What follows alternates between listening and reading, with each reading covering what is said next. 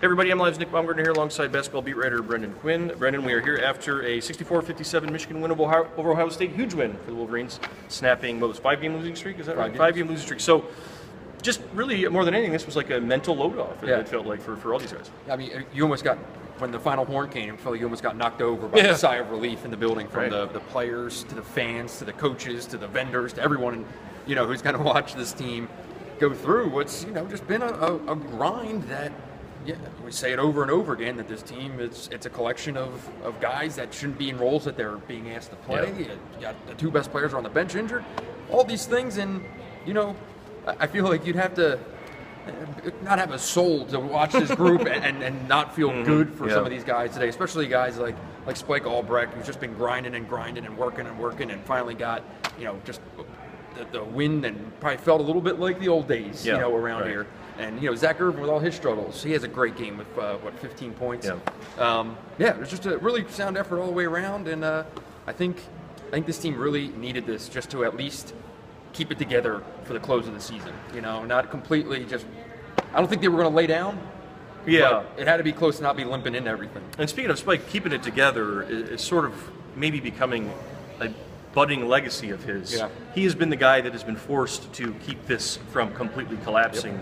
And again, today we see 16 points, 7 assists, a couple of rebounds, making big shots, making big plays. Ohio State denying him the ball. Yes. I mean, just talk about his, and he's hurt too, and he's banged up, but just his sort of resolve here to make sure this team doesn't completely fall apart has been pretty impressive. I think the lasting image of today, and it will just be another image that will always be attached to Albrecht, is stealing the ball from a potential top 3 NBA pick, one of the best players in the country, on a crucial final possession with a minute to go in the game, and basically sealing the victory. Went down with ice in his veins, knocked down 2 free throws after that. Yeah, I mean, he is just this team's nucleus, heart, soul, everything you want to come up with. Every cliche in the book is him.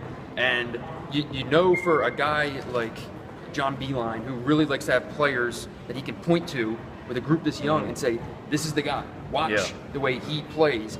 And John Beilein said it in the post-game press conference that he tells his freshmen, you have to play so hard that it hurts to breathe, because that's how Albrecht plays, and that's what he wants them to watch, and that's what Spike gives them, and that's stuff that doesn't show up in the stat sheet, but he's been doing it all year long. Irvin, maybe his most efficient game ever here. I would absolutely probably his most efficient game ever. It seemed to me that a switch somewhere in his head went off this week, and that he came out early and was looking for other people, and we have never seen him do that before. Beilein talked a little bit about that. What did you see from him, and is that something he can finally maybe carry over? And to me, that seems like that's what's missing from him becoming a better player. Stauskas found that. Karras found that. Irvin still hasn't found it of seeing the game and seeing everything in general. It seemed like all the things that Beilein has said all year about Irvin happened today. Pump fakes. A lot of those passes, a lot of his assists came off of pump fakes, came off of dribble penetration.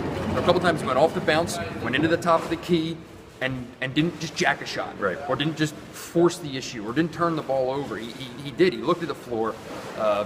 Beilein pointed out the one pass he made to Dawkins in the corner for a 3. He wouldn't have made at any point earlier this year. There's no chance.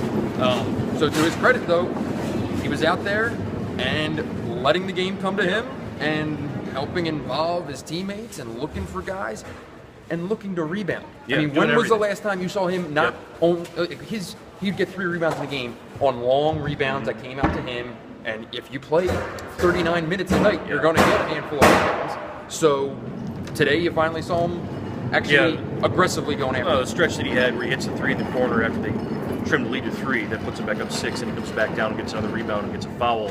That, to me, almost stopped Ohio State's run and starts him back up. So for Irvin, today was just a huge thing for him. Huge day for everybody in general, though. Michigan gets a week off now. Return back on the road at Maryland, but still a huge motivational win for them, emotional win. We'll see how they can carry it over. For Brendan, I'm Nick. We'll talk to you guys later.